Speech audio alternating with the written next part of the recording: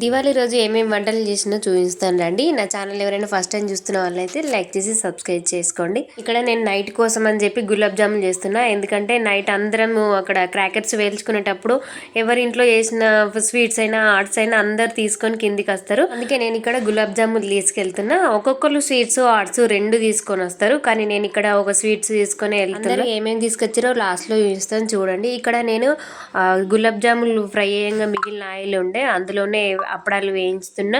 First అప్పడాలు వేయించామని అనుకున్నా కానీ ఇవి మసాలా అప్పడాలు, మళ్ళీ గులాబ్ జాములు కొంచెం టేస్ట్ చేంజ్ వస్తుందని చెప్పి ఫస్ట్ అప్పడాలే వేయించిన.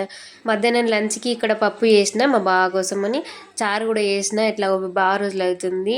ఈ గులాబ్ జాముల కోసం ఆల్రెడీ సిరప్ కూడా చల్లారిపోయింది. ఈ గులాబ్ జాములు నేను మధ్యాహ్నమే వేసి పెట్టేసిన, ఎందుకంటే నైట్ వరకు వీటికి మంచిగా సిరప్ పట్టుకుంటుందని చెప్పి పక్కన పెట్టేసిన. వీళ్ళు తీసుకొచ్చిన వాళ్ళు నా పక్కన ఆమె కూడా గులాబ్ జామ్ చేసింది, దహివడ చేసింది.